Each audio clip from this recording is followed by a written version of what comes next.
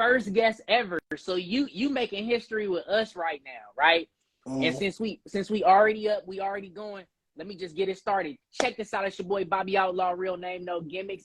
And this is Live with Bobby and Whitney. We got a special guest today. He's been in the music industry since he's been 12 years old. He's been in the music industry since he's been in high school. He's been a social media manager, MySpace days. You know what I'm saying? He's probably managed some of your favorite artists, right? When he wasn't even old enough to drink. And now what? He went from a blog, a Day in the Lake blog, to a Day in the Lake magazine, to just being the center of attention in LA. I'm talking about Dejon Paul from a Day in the Lake Hold on, magazine. really quick, Bobby, your volume is a little bit low. Okay. I'm gonna take these out then. Yeah. Am I better? Yeah. It sound better? Yeah. Okay. Dang. No, then that means my intro is garbage. No, it was solid. That was amazing. Thank you. Oh, okay.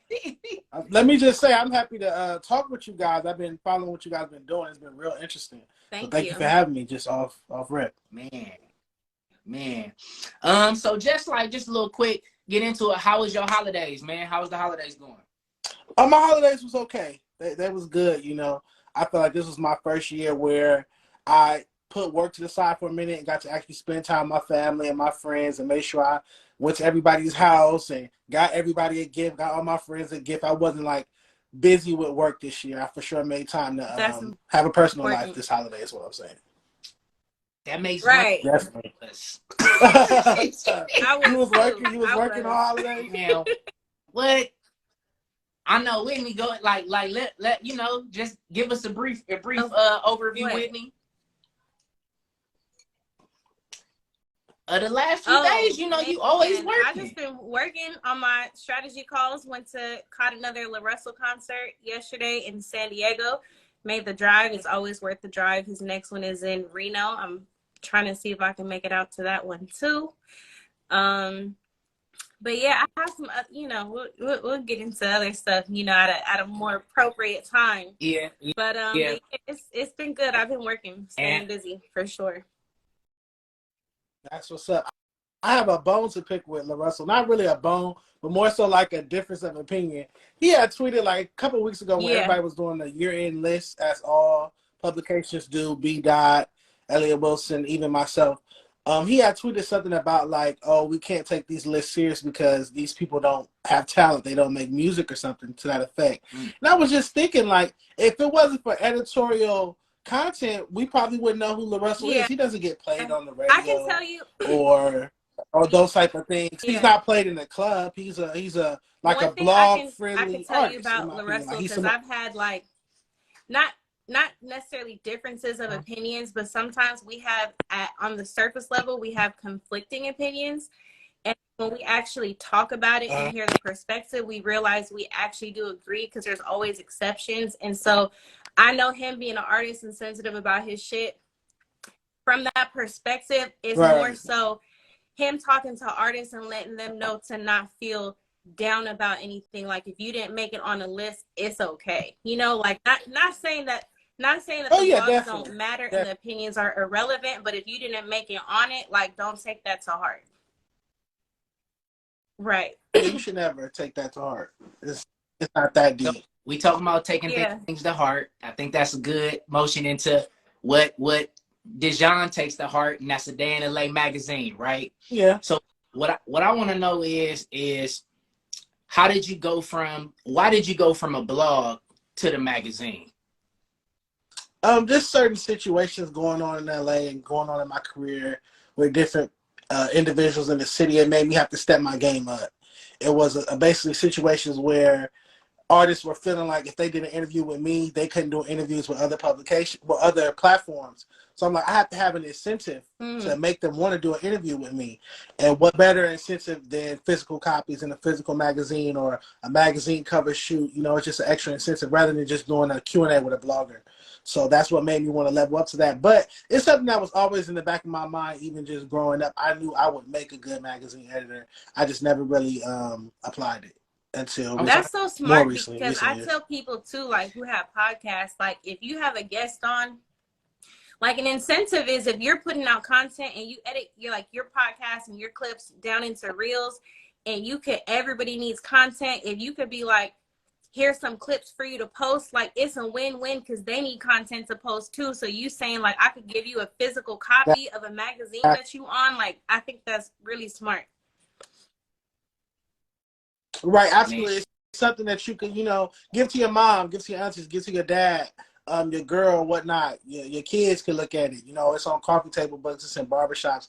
It's just something extra that I feel like I could offer the artist. Yeah.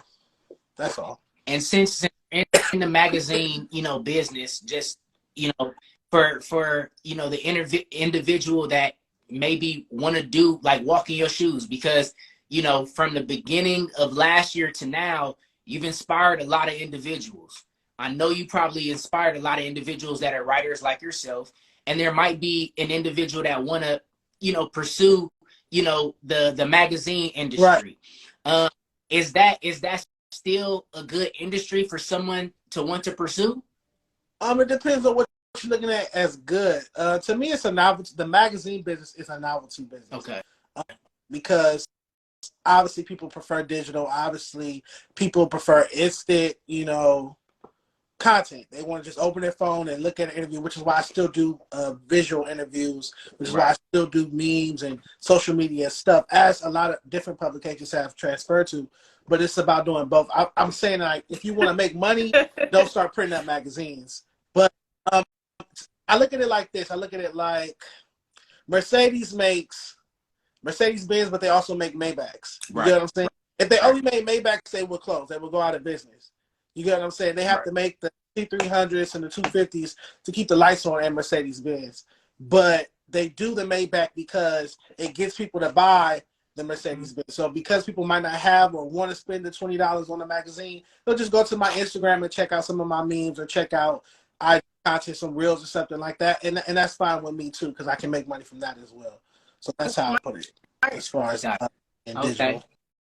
Would you see, like, your magazine is so unique and different. It's like people aren't coming with original ideas as much as you are. Like, you coming up with them like every other day. You know what I'm saying? But would you encourage someone, like if someone wanted to go and start their magazine, would you encourage them to do that? Or would you say, like, maybe it's better for you to be digital? Oh, no, I would never try to, push somebody away from whatever conviction they have. If that's what they want to do, God put that on their mind for a reason.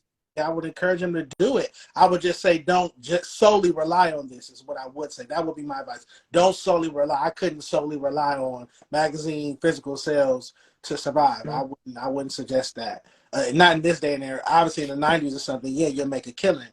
But now, no. But like I said, it's a novelty. It's like, to me, it's the cherry on top. You feel me? Not the sundae itself, but it's like the decoration. It's just the pageantry of it. Having magazines, having freshman covers every year. It's that pageantry to me that is important, and that is missing on our rap scene. That's why I do something that sets you apart, because I haven't seen any other hip hop or media platforms other than the ones who started as magazines. I haven't seen anybody else with one, so it's definitely something that does set you apart and make you different. Thank you. Appreciate that. A million. And what also makes you different is that you're a marketing genius. I was just looking at the last it was 10 tips. You did it in November. It was was it the Christmas list or after? No. It was one of the tools that you use to educate artists. Okay. Which editorial? 21 tips for LA rappers or no? No. I don't think it was that. I think it was 10. And it was like you had it. It was like red background. It was the one that I did based off the Crenshaw meme. I used the Crenshaw cover. I used the color code from the Crenshaw cover. I'm trying to think what the topic on that editorial was. It was But you were talking. One of the points that you have put out there was like, you know, management, having good management, right? And I just brought that up is because whether it's the cookout, whether it's the gas station, whether it's the crossword puzzle, you know what I'm saying? You're always coming up with these different ideas. Now, how are you coming up with these ideas? Like, what's your process in that? Man, I have a big ass head, and so it's just full of ideas. This big head is my uncle Earl. Recipe used to tell me I have two brains because I'm just so smart. That's why my head is so big. I just come up with ideas all day long. I make sure I stop, put them in my notes, or I write them down because I forget them. I do have bad memory. That's something that people don't really know about me. But I do have to write things down before I forget them. So I'll just journal real quick, like, okay, I came up with this idea for this meme. When I get home, I'll work on it. Or when I get some time later today, I'll work on it. Sometimes I do it. If I can't sleep, I'll just stay up and work on memes. So man, I just get the ideas throughout the day. I tell people all the time, like when I have strategy calls with people or when I talk to people, I tell them, like, you might not always have the time or the energy to create the content, but when you get the idea, like, even if you just put it in the notes app on your phone, like I put ideas, like I'll come up with like ideas for reels or topics or things like that, and I put them in the notes app, so then when I actually sit down to create content, I could go to this list that I already made and then pick which topics and ideas that I want to create. Facts. I'll definitely forget. But also to answer your question about like, so the gas station meme that I did with the rappers at different pumps, that's just something that goes with the time. I try to be relevant and current. So time, you know, they dropped a little bit now, thank God, but gas prices earlier in 2022 were crazy. Like, man. Crazy. So I was like, you know what? Right. Why don't you get But so I put a rapper at each pump because at the time, everybody on the timeline was talking about how expensive gas was in California. So it's about staying relevant at the same time as being creative. It's necessary. You got a thank you.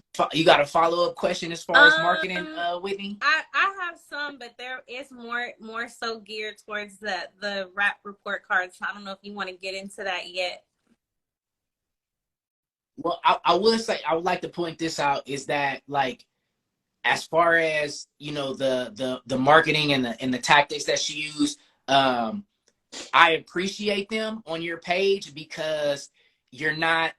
These are your creations and your ideas, and you're not using negative visuals in order to bring individuals to your page. There you go. You know what I'm that's saying? Overlooked. Because a lot of people's marketing strategy is fights, game, guns, sex, and all of that.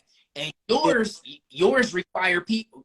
Your marketing strategy requires people to think and use their mind. When I first found your page, I knew about your page. When I started my my business page, Higher Digital Hype, I found your page, A Day in LA, and one of the things that made me follow you that I really liked is that you would actually give people tips and talk about like what we need or like what the region needs. And so I think that, like, when you talk about content, like, what works is something that entertains, educates, is interesting, and that you take the education route. And so I appreciate that because those are things that we need. And so especially coming from, like, you know, a lot of these platforms, I know you talked about this, I don't want to get too much into it, be controversial, but a lot of these platforms that are talking about hip hop are white owned.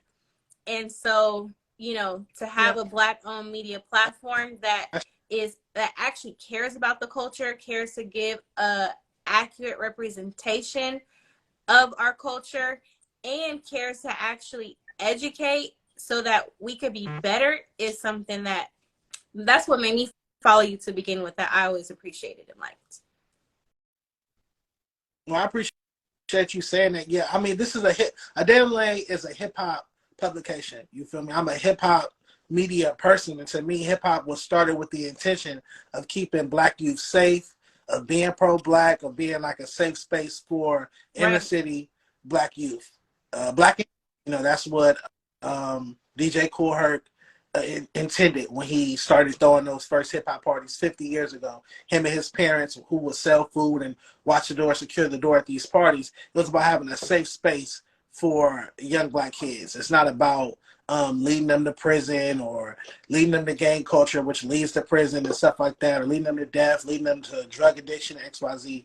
I do my best. I'm not perfect, but I do my best not to promote that type of stuff. And I definitely don't post no gang fights. I definitely don't post gang politics. When I interview people, I'm not interviewing them about being from Hoover or being from 60s or being a blood. I've never done that. You check out my subtitles and captions. It doesn't say Dejon Paul talks to so-and-so about being a Crip, or Dejon Paul talks to so-and-so about being a blood, like other media outlets out here do. That's just not what I push. I try to keep it on the music.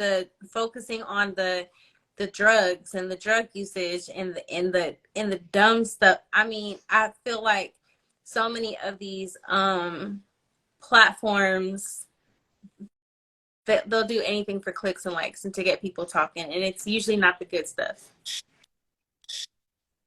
That's true. But I'm not chasing the likes. I'm not chasing even just the interaction. I just want people to think. Like Bob said, that's what I love, when I have a meme or a piece of content on the timeline and people are actually debating and having articulate conversations about LA rap. I just love it. That'll make my whole day. I'll hit my friends up like, you see me going up on the timeline, but like when it's something negative or something, I don't feel the same way. So as far as making people think, you know what I'm saying, I want to hop into like what I love, which is branding, right? Yeah. And you know, Nipsey had a line in the Victory Lap, the first song, Victory Lap, where he was like, I integrated vertically. I think he said y'all niggas blew it or y'all niggas didn't, right? Mm. And you've done that same thing. You went from the blog to the magazine to the podcast to merch. I'm sorry, to merch, right? Because you know I got it on right now. You know what I'm saying? Whether you got a hoodie, whether you have the report card shirt or the palm tree shirt, like you've been able to, like, where did that mindset of branding and like, you know, I'm gonna keep everything a day in the late. I'm not gonna necessarily do any partnerships now. And I'm just gonna make it so everybody knows this is my brand, and I'm gonna just stand on this independence grind right now. Right. Well, to answer your first question, I would say the person you just mentioned, Nipsey Hussle, was a huge inspiration. Obviously one of my favorite rappers, but definitely my favorite entrepreneur of all time is Nipsey Hussle. Just his attention to detail, how meticulous he was. That kind of changed my life. Like I love color. Something about my platform is very colorful. I just love colorful. And once I saw him put out the marathon with a certain color scheme and all the marketing materials had the same color, it was uniform. Then he did it again with TMC. Then he did it again with Crenshaw. I was like, oh my God, like this dude is smart. He's intelligent. He's not just some hood rapper. Like he's a genius, and he makes sure that everything he posts is uniform and looked a certain way for that era. The Crenshaw era had that red color. The TMC era had that same red color. It was uniform on all his marketing materials. Even when he would do the thank you notes with that same font and that color scheme, to you that might be minuscule, but to me that was like, oh my God, here's a smart rapper. Here's an intelligent rapper. We weren't really seeing, even back even back then it wasn't the best rollouts. I feel like, but he always had the best rollouts. So I get my like branding skills from Nipsey, as well as Def Jam, Fat Farm, Puffy with Bad Boy, Suge with Death Row. Iconic labels like that as well. Andre Harrell with Uptown, but I also got it from Nipsey as well, as far as a more recent influence. No, I was another going to say that, you know, you've been very good at branding, because I know, like, I identify A Day in LA with the palm trees. Like, it's consistent down to the emojis that you use.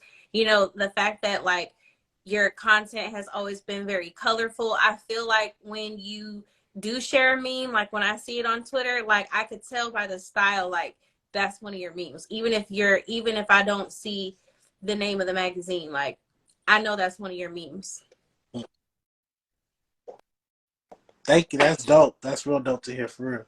Now, real quick, one of the other genius things that you've done, and I've seen a few people do this. A guy that I follow, a business guy, his name is Wall Street Trapper. his emoji is the Libra scales. Another business person I follow, her name is Nikki S. She's a brand, strategist. Her emoji is the lion. Your emoji is the palm tree. Yeah, definitely.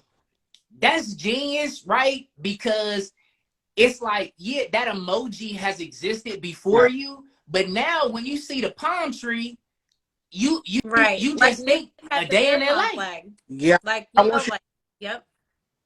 Exactly. My boy Tahoe, he got the snowflakes. Okay.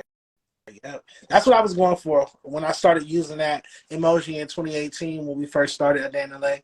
I definitely was going for, like, I want these palm trees to represent not only A Day in LA but LA rap. I want all LA rappers to use that as often as they can. I do suggest that. Got you.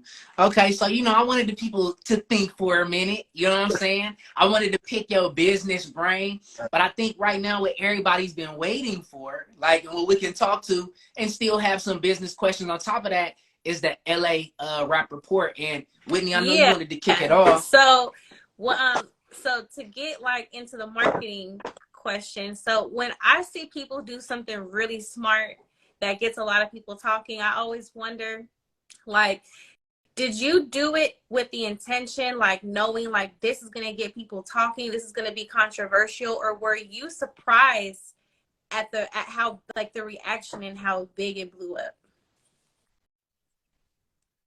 I was floored at the response. I had no idea it was going to be this big, because before that, anytime I did anything educational in regards to LA rap, it always was overlooked. And I said this last year when the first report card dropped. When I dropped the 21 tips for LA rappers editorial first in February of 2021, it might have got maybe 40 likes on Twitter. You get what I'm saying? 20, 40 likes. When I did just maybe 2 weeks before I dropped the report card, I had dropped What's Wrong with LA Rap, a whole editorial on that, and that might have got that might have gotten before like maybe 80 likes. You get what I'm saying? But then I do a report card and I give my opinion on music, and it's thousands of likes, thousands of interactions, 2 million impressions on Twitter, and it's all over the timeline. So I feel like, going into it before I posted it, I'm thinking that it's going to be small, just like the other thing I did before that. But no, it just, for whatever reason, this just worked. One, like, as you would say, like on social media, like you put an ad on it, you know what I mean? So you got people's names. So like 21 tips for LA rappers is kind of like, oh, okay, well, he not talking to me. This don't apply to me. Like, a lot of people don't have a lot of self-awareness, good self-awareness. And so when you put the names, and I think just the fact that the grades that certain rappers got, where it's just like, you weren't afraid to, you didn't sugarcoat anything, you didn't play favorites, you didn't say like, oh, I don't want this person to not like me or anything. And so, I mean, I could definitely see like how it blew up. I mean, I'm from the Bay, and so I live in LA, but I'm from the Bay, and so I know people in the Bay know about the LA Rap Report Card. That's dope. That's dope to hear. Yeah, I got something for them real soon too. That's dope. I want to hear more about that. We can get So I think it's also, for this is a good teaching point for all the artists, anybody, that is a business owner in here, or service provider, is you have to take advantage of the moment, right? And so Dejon didn't wait. The fool pressed up shirts. Yeah. and went to interviews with the shirt on. Come on, stop playing. I ran down to the shirt shop so quick. They was like, man, I don't want to print this up. I'm like, man, I'm paying you. Print this up. But he was like, this is going to cause so much trouble. And I was like, man, print it up. I remember the guy at the shirt shop telling me that. I was laughing. And I bought one, I bought a shirt, and I was like, walking through the streets with this report card shirt on. Am I gonna get stolen? Oh man, come across the wrong person, you never know. But no, it's been love. Anytime I've worn it, just out in public in general, I always get love. It's been nothing but positive interactions. I haven't had not one negative interaction, I swear to God.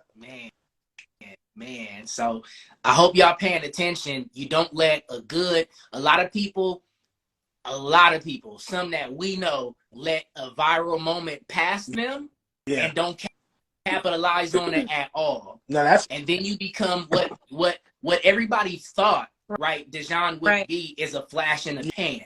Yeah, 15 minutes of fame. That's what everybody was saying. Oh, he don't have his credentials. Who is this guy?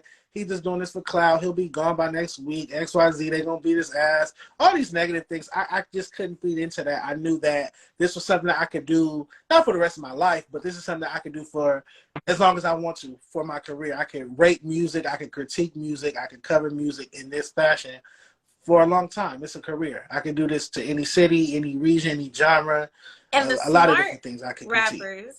That are the ones that were on the report card that took advantage of that moment and addressed it and dropped music as well. We know some did, some complained, and some actually used it as an opportunity to let people know who they are since their name was on it. Right. Yeah, that's a second purpose to it, was to be like a platform for these newer artists that people might not know. So one of my questions for you was, since dropping that first report card, who would you say maybe your top 3 or top 5, or if there's any, would you say have been the most improved? Oh, looking at the new one, hopefully they'll support this because it don't drop to Wednesday morning. But obviously Cash doesn't have a D+ anymore. I won't tell you his grade, but he obviously doesn't have a D+.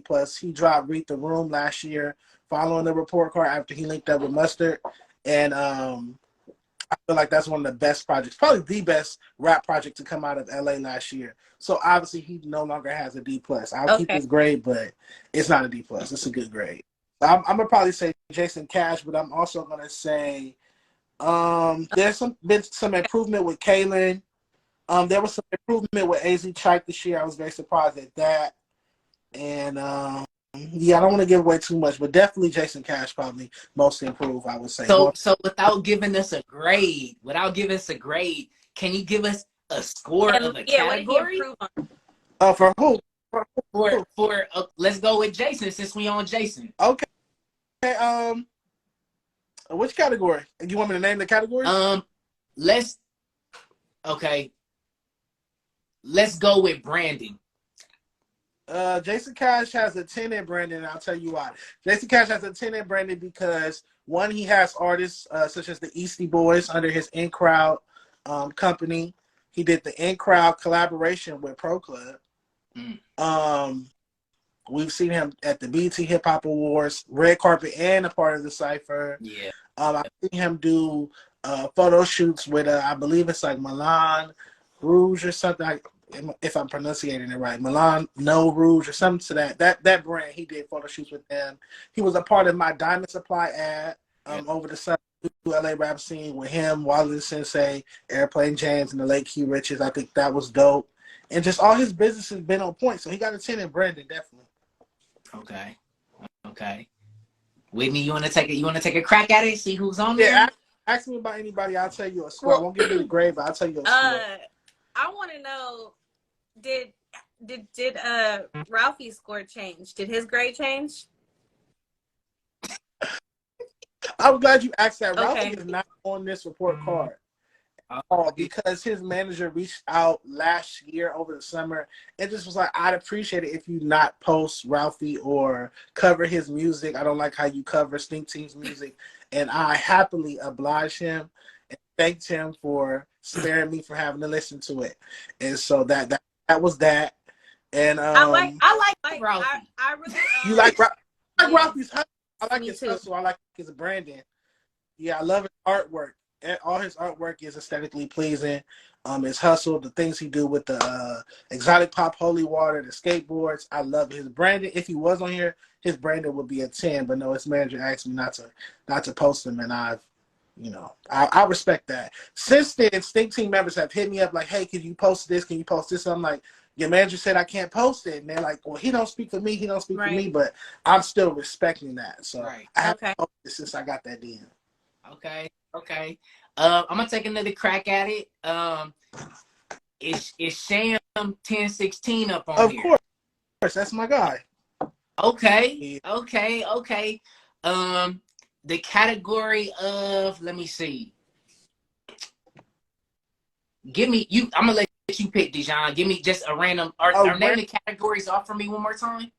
The 11 categories are lyricism, impact, cadence, flow, catalog, consistency, music videos, beat selection, branding, originality, and versatility.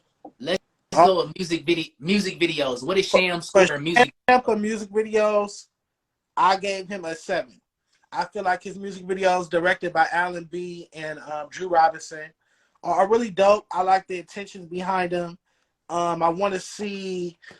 I think I miss about LA rap videos are like cameos from other rappers. Remember when other rappers used to be in other rappers' videos and those big party scenes or big barbecue scenes, just like Community. I probably want to see some more community behind Sham and more affiliation, like seeing other rappers and other artists and whatnot in his music videos to kind of just bring some more attention to him. I feel like that would work. But I mean that Champ album that he dropped with Walt Mansa, is it? Yeah.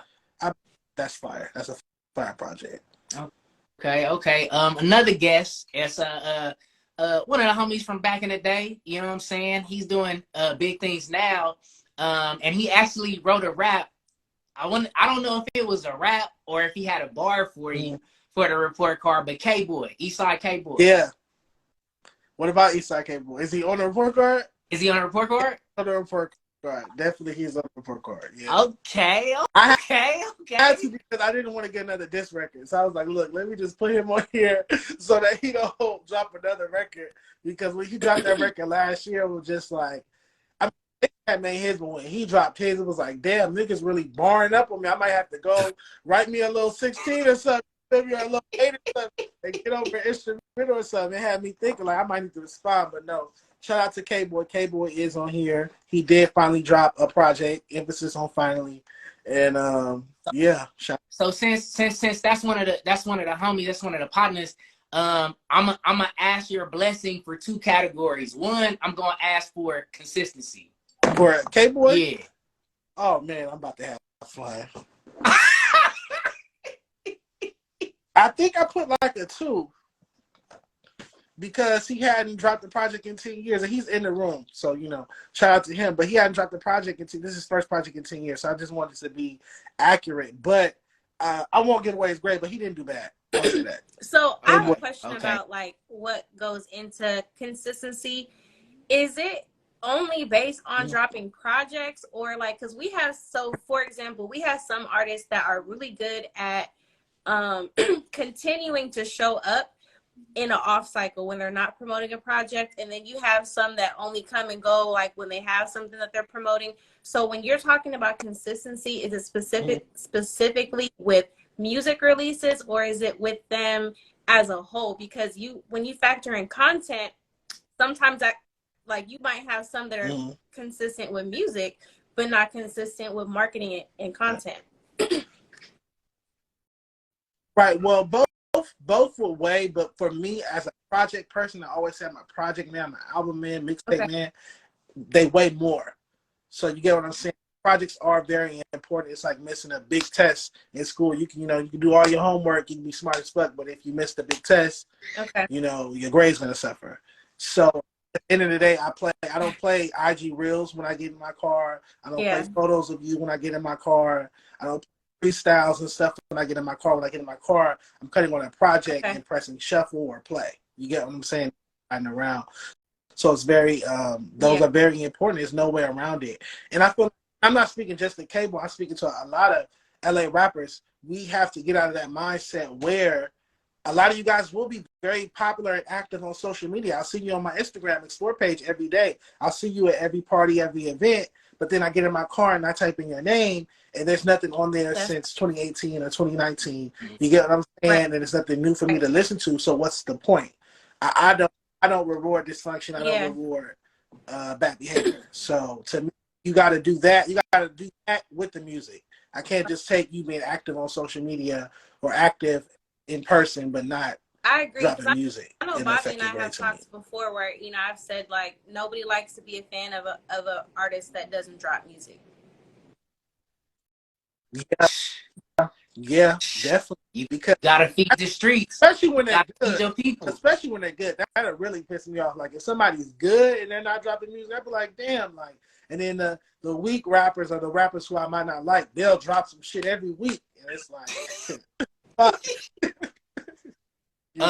So I'm gonna just number 2 for K Boy is, since I'm on branding, what score did he get from branding? 1 second. Yeah. K Boy's is on the other side. Okay. Not that I should be giving away that it's 2 sides, but I guess I'll give away that it's 2 sides. Oh yeah. Okay, that's I think that's what me and Whitney was talking about. Yeah, it's the double report card. I gave him a 6 because he does do the Shaka Wear freestyles as well as just different content with Shaka Wear. So I gave him a 6, which is cool. And he's active online, as you guys brought up. He definitely has an online presence. I just, again, need to see, like I know maybe, I don't know if he's still with Blue Division, but I need to see a label movement. That helps Brandon, like RJ Amio, YG 400. You get what I'm saying? Dom OPM, Nipsey All Money In. You get what I'm saying? When I think of a rapper, I think of a brand. And so I think that for K-Boy. But outside of that, what he's doing with Shaka is very impressive. Okay. Yeah. Are there any women on this list this time around? Well, don't say it like there weren't any women on last year. No, there were. Okay. It was two. But because of the backlash of last time, I just wanted to ask, like, maybe you was like, no women this time. No, I would never do nothing like that. No, I wouldn't do anything like that. Okay. No, there's a few more. There's maybe like 5 or 6 women this year. Again, LA rap isn't the beacon or hub of women rappers. We have to be realistic with that. It never has been historically. We've only had Yo-Yo, Lady of Rage, and The Boss really pop off from LA as far as women rappers. Since Doja Cat, for whatever reason, doesn't associate herself with being a West Coast rapper, but she is in theory, but she doesn't associate herself with that. So it's just, this is not the hub for women rappers. So I feel like people put a lot of pressure on me to break women talent in LA.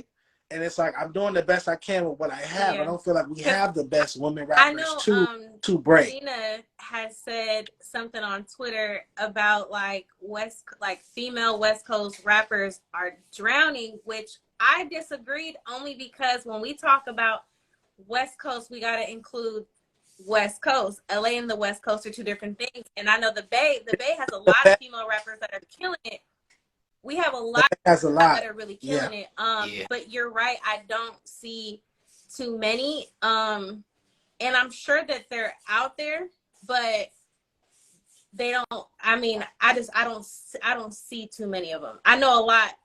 There's even some from the Bay who come down here, who are down here now. But we don't see too many. So even for you to say like there's 5 or 6, like I'm more excited about that, just for the sake that knowing that there's more on the radar. Definitely. I feel like women rappers in LA just don't drop music. A lot of LA rappers in general, regardless of their sex, don't drop a lot of music. But women rappers in LA specifically really drop music. And with a straight face will tell you, I want respect, or I want opportunities, I want XYZ. But then you go on Apple Music or Spotify or Tidal or what have you, and there's nothing there, like no project there. Not one. I had one lady rapper come at me on the timeline a couple months ago, and she only put out 1 song in her entire career. She only had 1 song out, and she's like, "Oh, he doesn't cover me. He doesn't post me on the page." Right about. I'm like, you literally have only put out 1 song. That's wild. So it's like, it's audacious, but it's funny, I guess. Is my player partner Ray on this list? No, she is not. Okay. All right. Her manager had such an issue with her getting an F last year that it would be best just to miss that altogether, just so we won't have any misunderstandings or anything like that. I don't want no trouble. I don't want no hassles. So a lot of artists who voice dismay about being on the cover, if their team, especially if their manager expresses the dismay, I'll just fall back from critiquing their music altogether. I can support it. That's my homegirl. I'll repost her. I post her content. But as far as critiquing it, I'll refrain from that because I don't want any more misunderstandings. Got you. One of the things I wanted to ask you was, like, from the last report card, right? You did the LA producer report, right? Can we see an LA R&B report card? I would have to do it in conjunction with someone else because I really don't like R&B like that. I respect a real rap who is going to refrain from giving an opinion on something that they're not like really well versed on. So I appreciate and respect that. Yeah, for sure. Like that would just be wrong for me to make a R&B report card when I don't listen to R&B music like that. You get in my car, I'm listening to rap. I'm not R&B music is like if I'm listening to R&B music, it's Anita Baker, it's Mary J. Blige, it's Faith Evans, it's old school. I don't listen to like Summer Walker, Scissors, and I definitely don't listen to upcoming new R&B singers. Like I'm not into that type of music. So hopefully, like we're gonna clip this up. We gotta have Dejon link with somebody. No, I was about to say, like, in the spirit of expanding the brand, are you open to maybe having a guest curate LA R&B report card? Okay. Definitely. That's necessary because, like I said, I couldn't do it. Honestly, so I would need help with that. I would need to collaborate. That's where the relationships that Bob is talking about in his new book will come in. That's what I need to work on, relationships. His book has helped me turn a new page as far as relationships. I'm not a relationship type of person. Like I'm more of a intellect, skill, do it yourself. I do a lot of different things type of person. Productivity, but Brandon's book and just these type of lives, these type of sessions have helped me realize that, Dejon, sometimes you do need help. So I do need somebody who's an expert in R&B to come help me make a LA R&B report card, and we doing it in conjunction. I know after this, I know somebody who might be able to help with that too. But I like that idea, and I think it'll be a good expansion of the brand. And like right now, I love seeing. I want to support all of the Black media music outlets that we have because we don't have a lot, and I think it's necessary, like I said, to make sure that we're being portrayed in a good light, in an accurate light, in a constructive light. And so I think like anything that we can do to help grow these brands, like we have Homegrown Radio, Chuck Dizzle, he's been doing his lives, we have Corner Store LA, and I really want to see all of your guys' brands flourish because we need you. The culture needs you guys. Well, I appreciate that, Whitney, for real. Real quick, like I think Dejon should have the last word, so I want to hop into my segment and your segment real quick. My segment is Bobby Rants, right? And it's gonna be quick and to the point. Is let's collaborate more, everybody. You know what I'm saying? Like when you're coming from a city of LA, which is one of the most important cities in the world, you know what I'm saying? But also the most segregated and separated cities in the world. It's like we need to collaborate more. There's so many talented individuals. There's so many intelligent individuals that if we all came together and worked together, right? No matter what you do, if you just add something, how strong we can be as a collective if you just collaborate. Get in with somebody. My motto for this year is facts, not feelings. I'm only operating facts, you feel me? I like that. Out of my emotional bag. I'm out of my emotional bag. So let's collaborate more. Whitney, it's on you. Mine is the weekly challenge for y'all is to do something. We're at the top of the year. Do something that you've been saying that you're going to do, but actually do it. Take action on something tonight or tomorrow on something you've been saying you want to do, whether that's starting a podcast, whether that's posting content more often, if that's starting a magazine, if that's whatever it is, if it's writing a book, if it's you want to do more shows, putting together your own shows, collaborating with more artists, like do something tonight or tomorrow to actually take action, even if it's just writing out a plan and putting it together. Stop sitting on ideas that you have and actually do something to see them happen. Oh boy, oh boy. I love hashtag. What is it? Fuck feelings and what did you say, Bob? It was no feelings. Facts over feelings. I'm talking about fuck. Facts over feelings. I'm always cussing. Facts over feelings. And then also to be productive is what Whitney was saying. So I'll use both those tips this week. So before we let you close it out, Dejon, I just want to say thank you, man. We appreciate you. You have left, like, bro, like you've left your mark. Like you still got way more to do, but you've left your mark not just in the LA rap scene, but in music. You've left a strong imprint, and I know you have more to do. And I know us as a city, we have way more to do. But bro, like, you definitely made an impact. You definitely got motherfuckers off their ass. You definitely, and I can hear it in the music. You was talking about in some interviews, these artists don't got songs for the ladies. These artists don't got songs for me when I'm feeling down. And I hear it in the new projects. That's true. It's been some improvement for sure. So whether they give you the credit or not, I know that it's like your report card. Yeah, it lit a fuse. And thank you for your time, man. I respect you. And let the people know they can. Go ahead with you closing out. I just wanted to ask, like, to give a call to action, because sometimes people don't know how they can support exactly. Let us know, and everybody in here know, and we'll clip this and post it. Let us know how exactly what we can do to support you. Is it buying magazines? Is it joining your spaces? Like, what can we do to support you and your platform?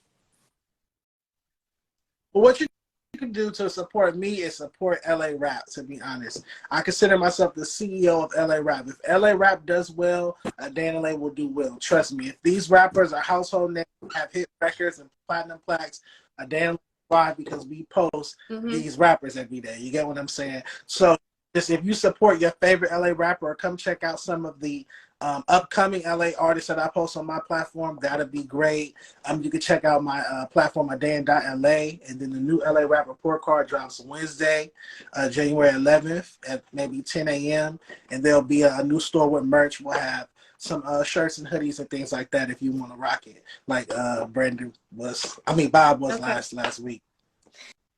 Hey, if 03, go ahead. Got the beige one. I don't even have the beige one no more. You remember the beige joint? Yeah. With the card on it? Yep.